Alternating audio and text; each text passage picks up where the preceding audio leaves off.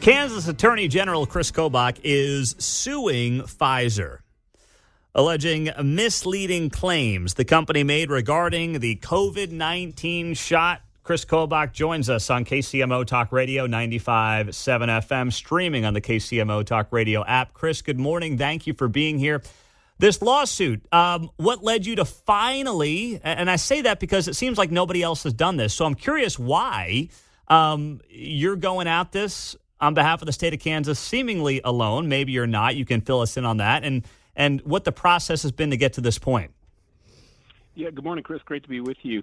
Yeah, there has been a long process, and much of the information that lies at the heart of this lawsuit only came out as a result of a FOIA lawsuit, a Freedom of Information Act lawsuit brought by another organization.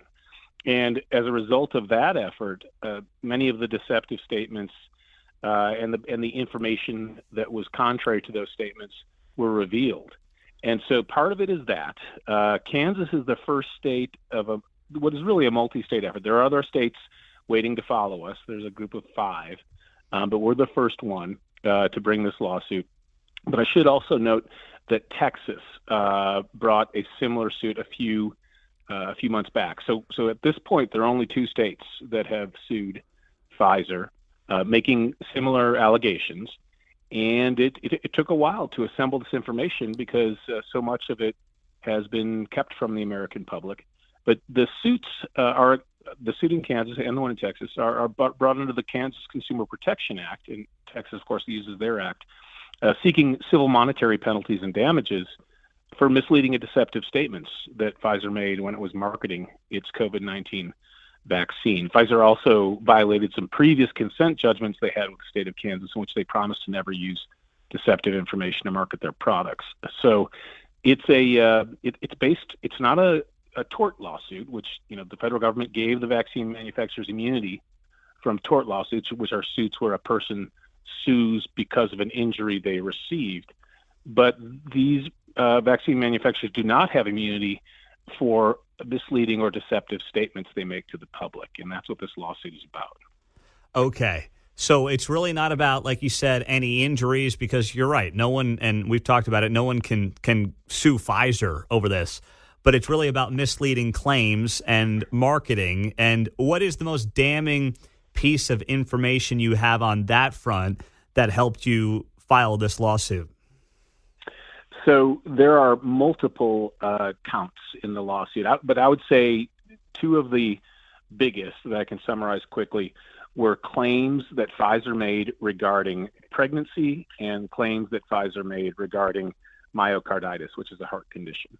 Regarding pregnancy, Pfizer marketed the vaccine as safe for pregnant women. However, Pfizer possessed information as early as October 2020 from a study that they did on rats, a pregnancy study that linked their vaccine likely to infertility, loss of litters, and stillborn offspring.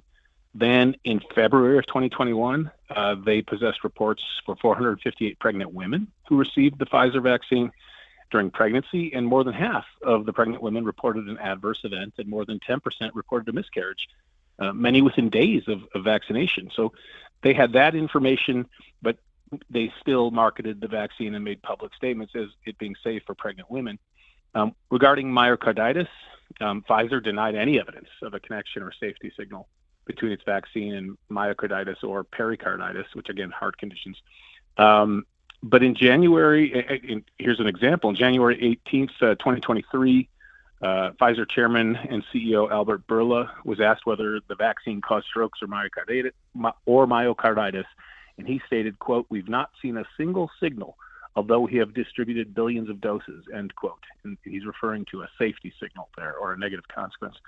But at the time, Pfizer knew that the U.S. government, the U.S. military, and others had information linking Pfizer's COVID-19 vaccine to myocarditis and pericarditis. So these were false statements. And, let's step back, Pete, and remember the context. So these are statements made at a time when every American, every person listening over the age of 18 had to make a decision. First decision, am I going to take the vaccine? And second decision, if I'm going to take it, which one will I take? And some of these decisions were made under duress. Maybe an employer is forcing the individual to take a vaccine. And so they have a limited time period. We have to assess the information presented to us in this very anxiety-filled atmosphere. And it's imperative at a time like that a pharmaceutical company speak honestly and not mislead. And unfortunately, as we allege in this lawsuit, Pfizer failed in that regard. And it's so important that people, when choosing a vaccine, make the right choice. And in the larger question of whether to take a vaccine, that information be out there. And I shouldn't say the right choice, but they should make an informed choice. Yeah. And it's imperative that we as consumers, and this really isn't about vaccine versus non-vaccine. This is about we as consumers being given full information. That's why whenever you hear an advertisement for just about any drug on the radio or on TV, they have this list of disclaimers saying it's been linked to causing nausea, it's been linked to causing this and that. That's what Pfizer did was not only not say things that they had evidence of it being linked to, they stated the opposite and said there is no connection to these conditions, and that is deceptive, and that is why we are suing. Kris Kobach, Kansas Attorney General, launching this lawsuit yesterday against Pfizer. So what is the end game here in terms of legally speaking, and then also monetarily? What's the end game on that front? So the lawsuit seeks civil monetary penalties, damages, and injunctive relief, which is relief commanding Pfizer to not do certain things. Pfizer may choose to settle and come to the table, but we would still be seeking a monetary settlement from Pfizer.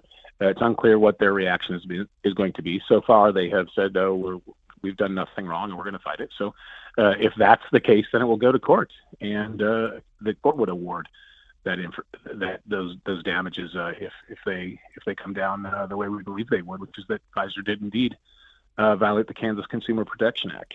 The case is in Kansas state court.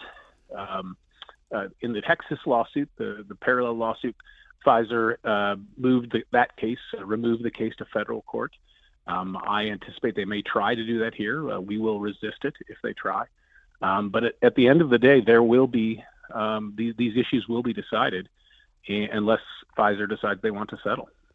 Okay. All right. So, when you look at this big picture, and I think you're right. I mean, not just about COVID, obviously, and not that it's water under the bridge. That's not a fair way to put it. But anytime in the future, God forbid, we're faced with something like this again, we have to be able to trust these massive pharmaceutical institutions, right? And right now, a large portion of Americans don't because of the experience in the wake of COVID. So if nothing else, it seems like you're trying to help them help themselves, Kris Kobach. That's exactly right, Pete. And I think that's one of the purposes of the lawsuit, not just to obtain the monetary penalty against Pfizer, but to change behavior so that these companies know the next time there's a pandemic, the next time there's a public panic about some public health situation, that they will be held accountable for misleading statements they make, and that they need to be very, very careful. And so hopefully in the future, we won't see these deceptive practices again. Do you have any evidence by chance that, what they were not saying to the public at that time was in any way motivated by pressures from the federal government? Our lawsuit doesn't allege that at this point. Okay. One of the things that will happen is there will be discovery where Pfizer is forced by the court to cough up more information. And, who knows what that will yield. But no, we don't have that information at this point. Okay. Well, Kris, thank you as always for the time. We will be following along with this lawsuit. We appreciate you hopping on KCMO the morning after. My pleasure. All right. We'll talk to him soon. Kris Kobach, the Attorney General of the state of Kansas, announcing yesterday in Topeka that he is going ahead with this lawsuit suing Pfizer.